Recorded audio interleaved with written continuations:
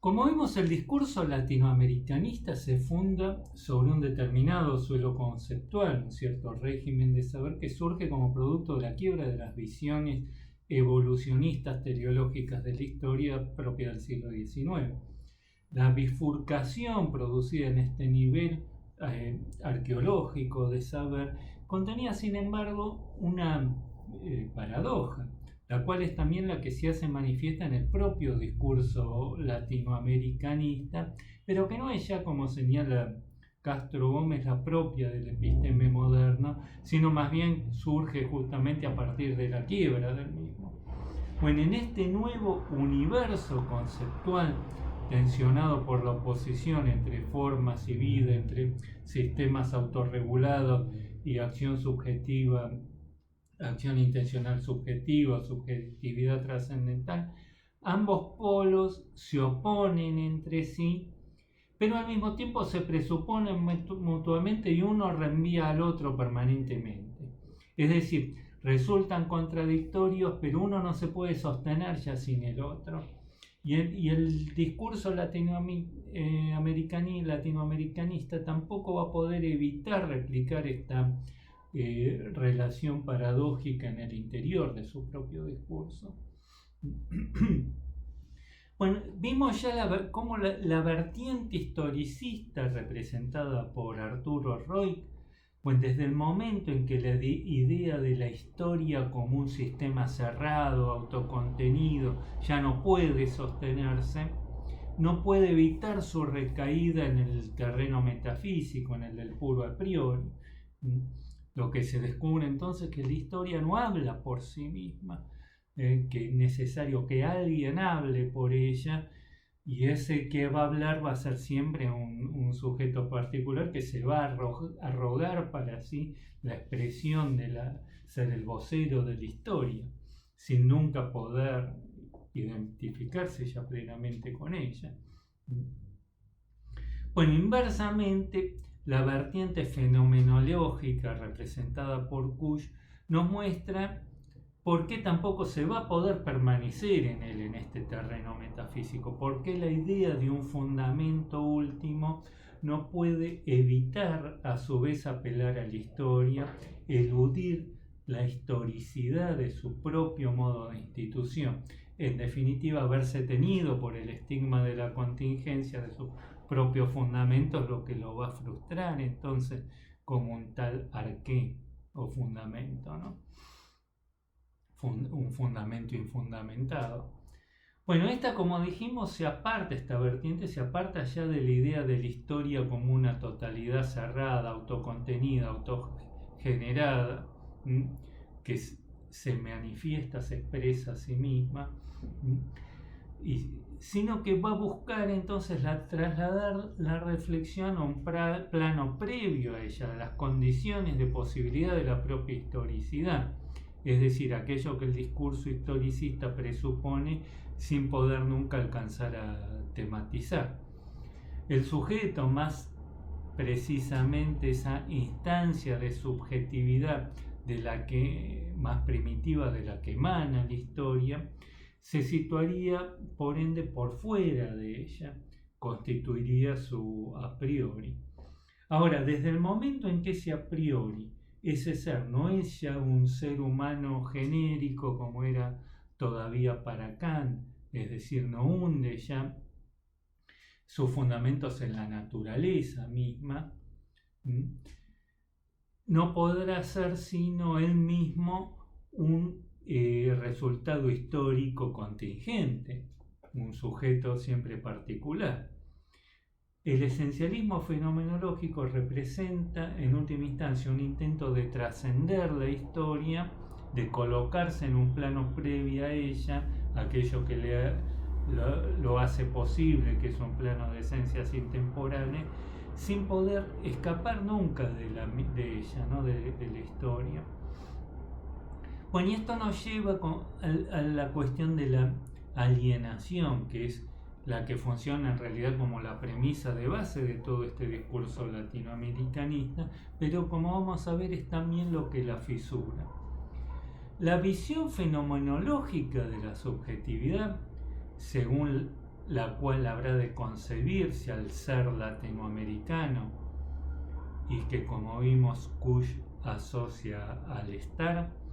parte del supuesto de que los contenidos de la conciencia trascendental, en este caso el saber popular, se presentan inmediatamente a la misma, sin tener que atravesar la opacidad del medio lingüístico, sin tener que recurrir a las categorías de la razón estigmatizada acá como occidental y colonial.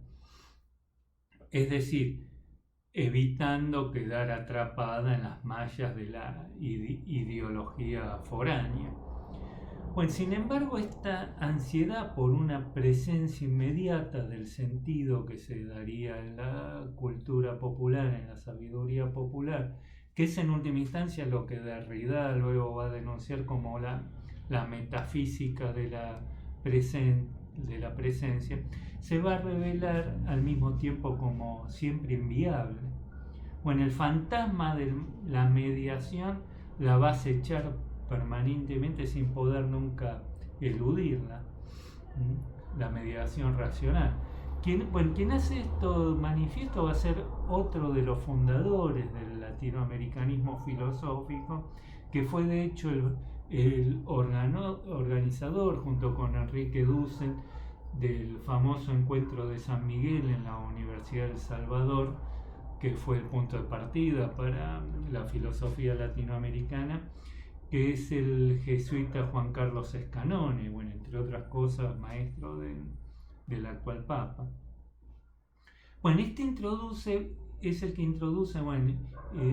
retoma en realidad y discute con Jean-Luc Marion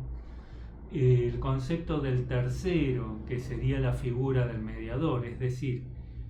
el punto fundamental, ¿no? El problema fundamental al que se confronta esta filosofía es cómo concebir aquel sujeto que ha logrado superar esa situación de alienación, ha logrado romper las ideologías con las ideologías foráneas que le han sido impuestas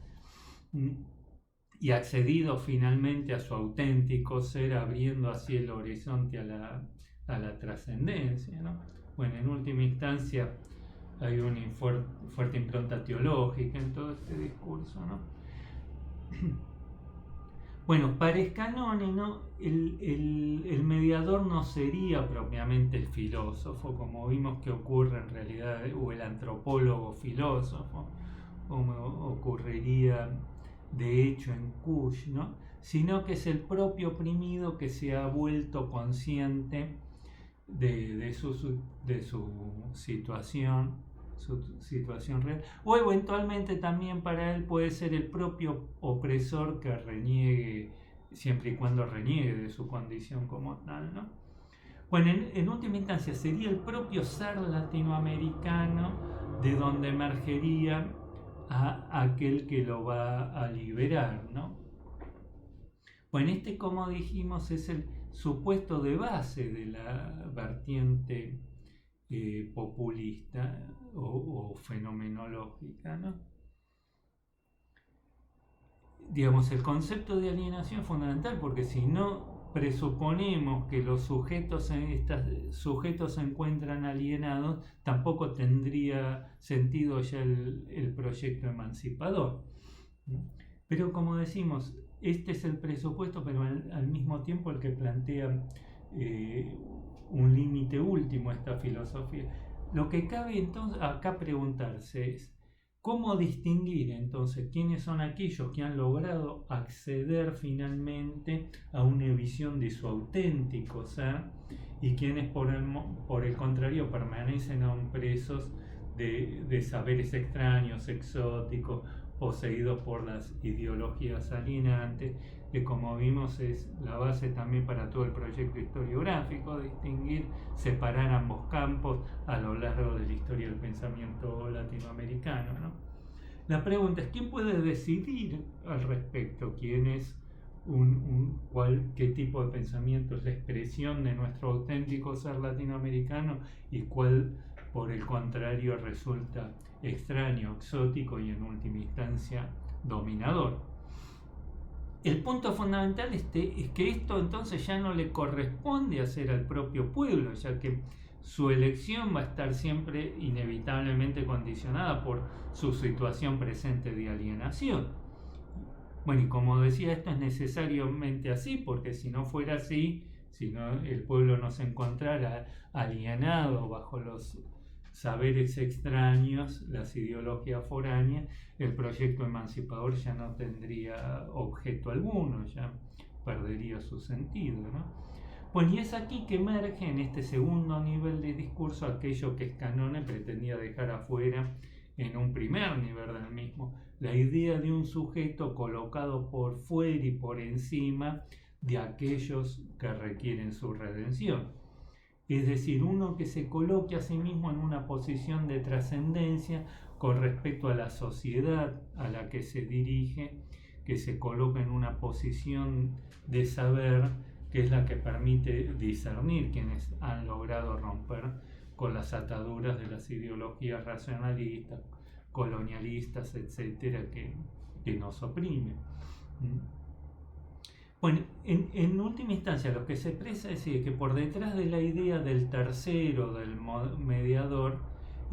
lo que se descubre es que ese pueblo al que se invoca, ese ser latinoamericano,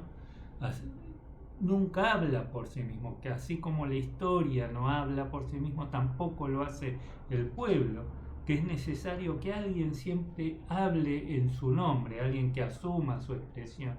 y que le permita así manifestarse como tal, que con una única voz. Lo que tenemos enfrente siempre es una pluralidad de sujetos diversos. Lo que lo constituye como tal es que alguien asuma su expresión y le confiere una identidad. Bueno, es esto, como decía, lo que conduce a Scannone a introducir la idea de la terceridad, de una mediación. Ahora, que aquel que ocupa el lugar del mediador refiere a una figura extraña al pueblo, como sería el filósofo o el antropólogo filósofo, o bien alguien que emerja del propio pueblo, eso ya resulta aquí irrelevante. El punto es que en uno o en otro caso, la idea de una automanifestación del ser latinoamericano, la autoexpresión de aquellos contenidos inmediatamente dados a la conciencia intencional, ese saber espontáneo, se va a revelar siempre como inviable. Bueno, encontramos acá entonces el síndrome característico del pensamiento latinoamericanista. Y este siempre, en todas sus vertientes, se va a ver atrapado por la circularidad de su ámbito de reflexión. Y solo puede escapar a ella reificando, es decir, proyectando sobre un plano ontológico sus propias categorías conceptuales, las que, lejos de ser una emanación espontánea de aquel ser al que se invoca, como si su fuente, responden en última instancia a la propia lógica del régimen de saber sobre el cual se sostiene su propio discurso. Bueno, lo que subyace ahí en última instancia es un mecanismo inconsciente, por el cual el a priori, es decir, las propias categorías analíticas se las va a proyectar sobre el ser y así se lo constituye como tal, y luego se procede de manera inversa, asegurando que es de ese mismo ser de donde surge aquel a priori, aquellas categorías conceptuales. Las que, como vimos en última instancia, provienen de ese régimen de saber que es muy propio del pensamiento del siglo XX, ¿no? Y que constituye ese suelo a partir del cual una filosofía latinoamericanista se vuelve concebible, ¿no? Bueno, en última instancia entonces se trata de un procedimiento, una suerte de procedimiento especular. Va a colocar en la conclusión lo que se ha puesto antes como una premisa. y luego va a postular que esa premisa es una que se deriva de la conclusión. Bueno, en definitiva, de lo que se trata entonces es de traspasar el plano de ideas, simplemente replicar aquello que los propios autores afirman en sus textos, como ocurre tradicionalmente en la historia de ideas, y reconstruir el suelo epistémico en el cual ésta se sostiene, a partir del cual se funda este tipo de discursividad, así como la serie de operaciones conceptuales por las cuales en cada caso se van a desplegar las distintas líneas posibles, las distintas direcciones a las que dicho suelo epistémico se abre. Bueno, más precisamente de lo que se trata es de reconstruir aquellos mecanismos por los cuales se instituye un determinado lugar social como un lugar de la verdad, aquello que va a funcionar en cada caso como un arqué, sea este el ser como en la corriente fenomenológica o la historia como en la corriente historicista, en tanto que el punto supuesto en el que el sentido se nos revelaría de manera plena y la totalidad social se volvería transparente ante sí mismo. Pero también y sobre todo, ¿qué es lo que lo impide? Es decir, tratar de identificar cuáles son esas líneas de fisura que recorren este tipo particular de discursividad en sus diversas variantes, esos puntos ciegos inherentes al latinoamericanismo filosófico y, como decía, lo recorren por igual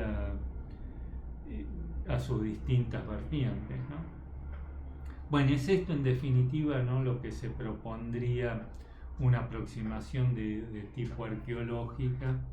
que es aquella a la que apela Castro Gómez, aun cuando vimos